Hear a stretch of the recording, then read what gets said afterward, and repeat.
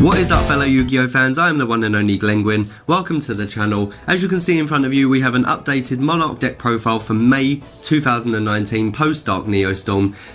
There isn't really many changes that I've made since the last deck profile, but this is probably the best one that I've had, the most consistent deck profile that I've had.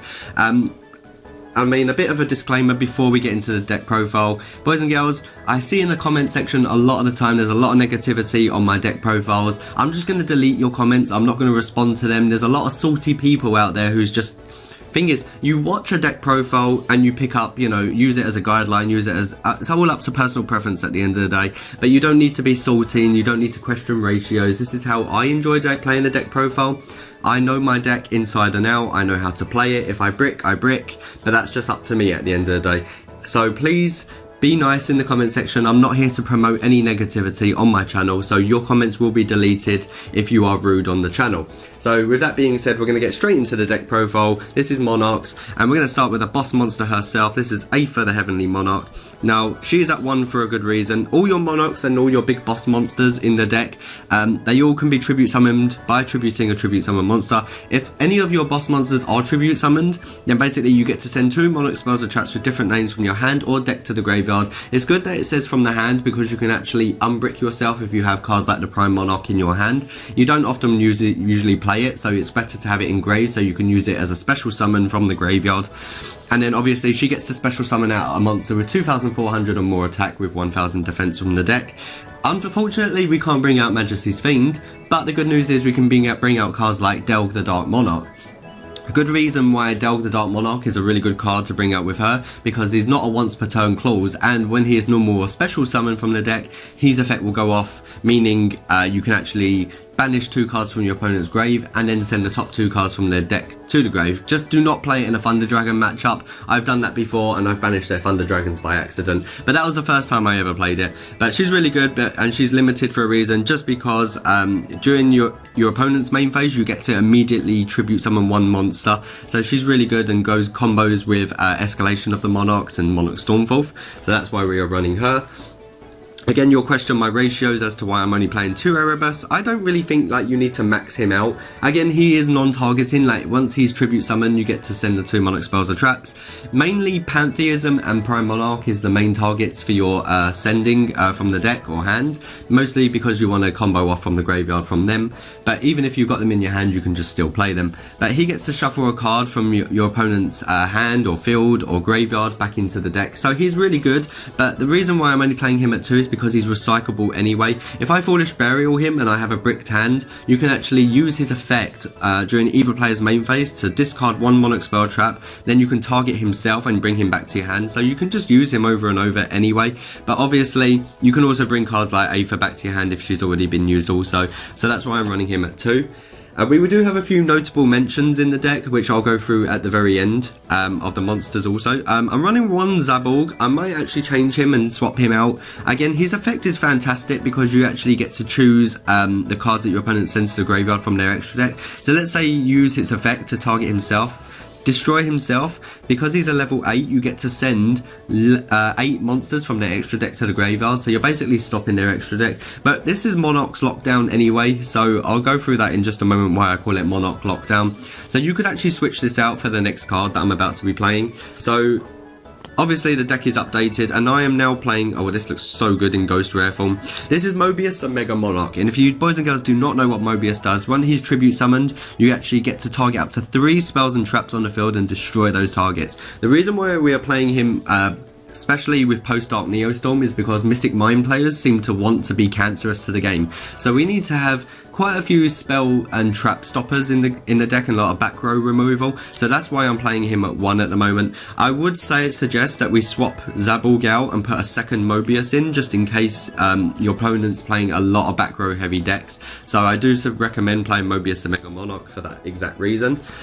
Going into the little boss monster, going big into Delg, for example, which is what I explained. So obviously, like I said, you can select up to 2 cards in your opponent's graveyard, remove them from play. play, then send the same number of cards from the top of their deck to the graveyard. So be careful when you're playing him. You can always swap him out and side him out if you need to going second, but it's really good to combo off of Aether's effect when you're special summoning, because his effect will go off. The reason why I do not play Kuraz in this deck now is particularly because if you're destroying your opponent's monsters or your opponent's cards on the field, you don't want to give them the draw power. Don't give them the draw power at all. So that's why I'm suggesting just play Delg. Do not play Kuraz unless you're popping your own stuff, but you really don't need to do that either. I was playing Majesty's Fiend at 3, but now I've just bumped her down to 2. I see this card a hell of a lot anyway. It's good when you're activated, like when you've tribute summoned and you're playing Return of the Monarchs, you actually get to bring Majesty's Fiend to your hand. It is searchable. There is a reason why we don't play Vanity's Fiend, is because it doesn't have 1000 defense, so we can't search Vanity's Fiend. This kind of stops pretty much anything. If you're playing the Danger matchup, they can't get over it because you can't activate monster effects. So anything at all, any hand traps, Majesty's Fiend is absolutely broken. That's why we're playing Lockdown. Anytime that I have Majesty's Fiend and I have Domain of the True Monarchs and I have Monarchs Erupt on field, that's it. They're going to scoop unless they're going to Kaiju me, but that's cancerous. I hate when people do that. I've changed my ratio a little bit, so sometimes I lose the dice roll. And the reason why we're playing Link Slayer is just if you want to unbrick your hands. We'll go through Link Slayer first. Obviously, if you control no monsters, you can special summon this card. Once per turn, you can discard up to 2 cards and target that many spells or traps on the field and destroy them. Link Slayer is a really good card, very good for removing problematic back rows. And then sometimes I lose a dice roll and I can't go first, so if it's blind going second, it's nice to have the Dino Wrestler Pancratops anyway. So most of the time, you will never have more than 2 monsters on the field anyway, so it's really good to have him. And obviously, Mystic Mine does exist, so you can actually find a way to actually have the same amount of monsters on the field. So even if your opponent has 1 monster, just special summon Pancratops past turn, because they're going to destroy Mystic Mine at the end of it. So it's really good to have just 1 on 1 on the ratio. Like I said, use it up to personal preference, it's up to you. And then we got the little boys, obviously we're not changing the ratio on these. 3 Edia the Heavenly Squire, really good because once it's normal or special summon, you can special summon 1 monster with 800 attack and 1000 defense from your deck in defense, and obviously they would get their effects. When she is sent to the grave, especially when she's been tributed, you can actually target a banished Monarch spell trap and add it back to your hand, or recyclable. And the good thing about Eidos is the brother of her. Basically, when he is normal or special summoned, you actually get a normal tribute in addition to your normal summoner set. Fantastic card, and you can actually banish him from your graveyard to special summon an Edia from your graveyard, and then her effect obviously will special summon out again. And then the last 2 little ones we play is 1 Mithra, 3 special summon, gives your opponent a token, really good card, and then 1 Berlineth, because this card's actually quite good. I was like, for a time, I was taking this out of the deck, replacing it, putting it back in, and now I've decided to put him back in. He unbricks your hand if you have bricky hands. He's a free special summon, and at the same time, if this card is tributed for a tribute summon, you get to look at your opponent's hand. So you actually, you come out with a +1 off of him in the end of it. So, and then you get to banish 1 card from their hand until they're in phase. So it's a really good card, and I do recommend that you play it. Last but not least, for the monsters, we are playing Double Ash Blossom. Self-explanatory, like I said, if you're playing blind going second, she's good to actually have in the deck, so that's why I run her. So if we go into the honourable mentions for monsters, there's not really much like I suggested. I mean, obviously you can play cards like Droll and Lockbird, cards like DD Crow, and then last but not least you can play cards like Effect Veiler. But that's up to you if you would like to play them. I'm running 2 Ash Blossoms for a reason, but that's just for the hand traps side of things. Going into spell cards though, triple Domain of the True Monarchs. This field spell is absolutely amazing. So it does require you to have no cards in your extra deck, and you're the only person that controls a tribute summon monster. Your opponent cannot special summon monsters from the extra deck. That's basically shutting down half of pretty much every meta deck that exists right now, except the True Draco matchup, which is more rogue. But obviously, if you want to play against Salamangreats, if you're playing Allcust, if you're playing against, I don't know, anything like Crusadia Guard Dragons, any deck that relies heavily on their extra deck, they're not going to be able to do much if you have a Tribute Summon monster and you have this card on the field. And if you're attacking your opponent with your Tribute Summon monster, you actually gain 800 attack during damage calculation, which is fantastic to get over any problematic monster, really. And also, you can actually reveal 1 Monarch in your hand, which is level 8, and you can reduce its level by 2, so you can make it level 6. So it's a really, really good card. And then you've got Tenacity of the Monarchs, which allows you to reveal one monster in your hand, any Monarch with 2,400 or more attack and 1,000 defense, and you actually get to add a Monarch spell trap from your deck to your hand. It's a hard once per turn, but it's a fantastic card if you need cards like Pantheism to your hand, and it will unbrick you.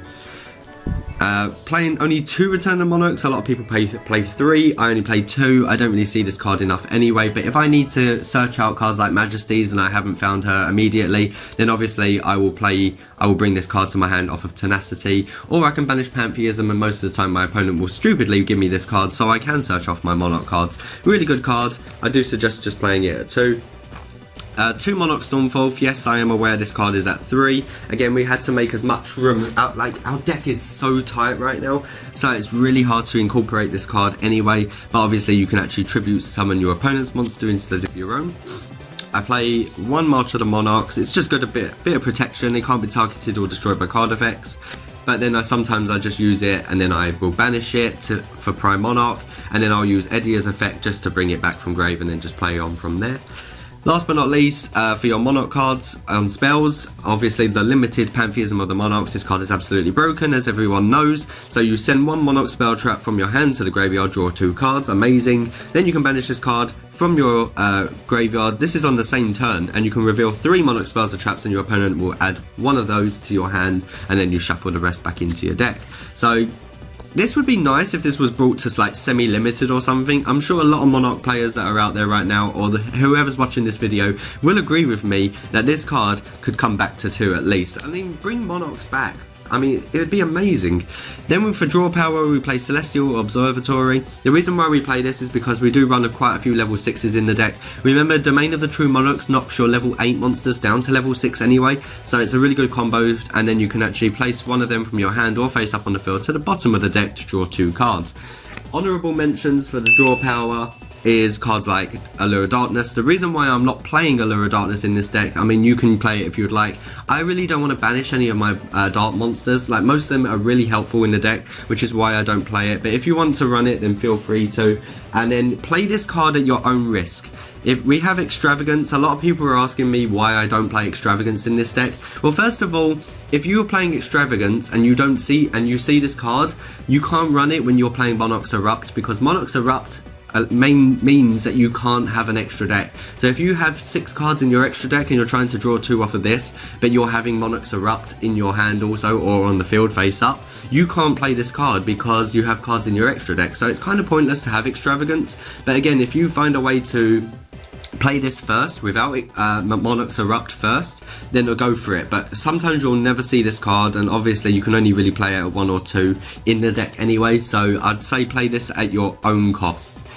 And then last but not least, another broken card that I was thinking about was Card Advance. This is quite an expensive common card, so you look at the top 5 cards from the top of your deck, which is good. Place them in any order, and then you can tribute summon 1 monster in addition to your tribute to your normal summon or set this turn. So you can only gain this effect once per turn, and this card is absolutely broken. It's fantastic. So if you would like to play those honourable mentions, then feel free to. But going back into the spells, and obviously we're playing 2 Call by the Graves. If you're going first, you want to stop people like ashing your cards that you're adding to your hand, so obviously it's nice to have this in your first hand, and then you can keep going off from there, so it's quite self-explanatory. Extenders for the deck, I'm playing 1 for 1, 1 Rota, 1 Foolish Burial, and 1 Foolish Burial good. So, and then trap cards, we are playing triple Monarchs Erupt, like I suggested. It does negate the effects of all face up monsters on the field while those monsters are face up, except tribute summon monsters. It's like Skill Drain, but better in my opinion, because you don't have to pay the life point cost, and it doesn't affect both players, only if you have the tribute summon monster, obviously. Like I said, you have to have no cards in your extra deck to actually use this card, so that's why I suggested not to play Extravagance in the deck. So that's why I'm playing these 3. Obviously, there's your Prime Monarchs for the target, so you can actually banish a Monarch spell trap and then special summon it. It's the only reason why I use this card. I literally never use this card for the first effect. And then last but not least, for the trap cards, I'm running 1 Escalation of the Monarchs, because this card is fantastic. Once per turn during your opponent's main phase or your opponent's battle phase, you can immediately after this this effect resolves, tribute summon 1 monster. So meaning if you have a small boss monster on the field, let's say Delg the Dark Monarch for example, and your opponent's about to swing into him with big attack, obviously you tribute him, and you can bring out Erebus and his effect will go off. You can bring out Aether, her effect will go off. This card is fantastic. It's even more broken when you can play Stormforth with this card in the same chain link. So obviously you activate this, chain link 2 activate Stormforth, chain link 3 activate Aether. So basically you would actually tribute off your opponent's monster and then your own at the same time. They would have no monster, and then obviously you go off there with your effects. Okay, so here's my side deck, ladies and gentlemen. I'm playing the 1 Kai'Sa Mega Monarch in my side deck. It's really good if you're facing like rogue decks or some sort of dark attribute deck. So if most of the time if it's dark monsters, you can banish them, all cards from that name from the hand, main deck, extra deck and graveyard of the player who controlled it. If this card was tribute someone using a dark monster, you can add the additional effect. You can target 2 cards to banish instead. Don't play this too much against the Thunder Dragon matchup, even though he's really good against Thunder Dragons, because if you have Domain on the field, you got Monarch's Erupt and you've got this on the field, they can't really do anything anyway. So it's always nice to have another Monarch name in case you want to play it. There's the second Pankratops, if in case you want to throw that in going second. Like I said, the first one's in there just for going blind second, but if you want to use him going second, then there's the other Pankratops. Then we have 2 Ghost Spells. Again, Thunder Dragon matchups do exist. You have to stop the banishing and you have to stop them bringing cards back from their graveyard to their hand, deck or extra deck. Obviously, if you're going second, I do recommend siding in 2 Ghost Sister and Spooky Dogwood. This card is absolutely fantastic. Obviously, when your opponent special summons at any time during the phase, you actually get to discard this card and you gain the life points equal to that monster's attack. So if you're going game 3, always have this card in your deck, because sometimes you can go win on life points. That's all you have to do really. This is really good going for second card, so I do recommend it. If you did not gain life points by the effect, you do halve your life points during the end phase, but it's not to worry. Most of the time you do gain the life points if you play it at the right time. Combo boards. I am only running 1 no material. This is all Dark Neostorm cards now. If your opponent special summons a monster or monsters while you control no cards, you can discard this card. Then target 1 face-up monster your opponent controls. This turn, that monster cannot be tributed or used as material for a fusion, synchro, Xyz or link summon. So he's a fantastic card. No material really does stop big combo boards and stops your opponent from going off even more. Like I said, if you have effect veilers and that is the cheaper option. I have also 2 infinite impermanents if you would like to run them. Like I said, if you want to have a bit more of consistency, yes, effect veiler is fantastic, but because this is a trap card, Veiler can get targeted by Call by the Grave, so that's the only reason I run impermanence. It does a bit more, and obviously it's not once per turn either, so you can actually just play these as much as you like. It would be nice playing Blind going second also. 2 Solemn Strike, really good card, obviously self-explanatory. Also going second, 2 Evenly Matched, and then last but not least, more back row stuff, 2 Twin Twisters. So boys and girls, that is my deck profile. Hopefully you do enjoy it, and hopefully you found it somewhat informative. This is my last deck profile for Monarchs for the time being, until there's any more support that ever comes out for them. So thank you very much for watching. Please leave a like if you did enjoy this video. Please hit the subscribe button if you would like to see more epic Yu-Gi-Oh content. We have a few more deck profiles coming up very soon, and I'll see you boys and girls in the next one. Glenwin signing out.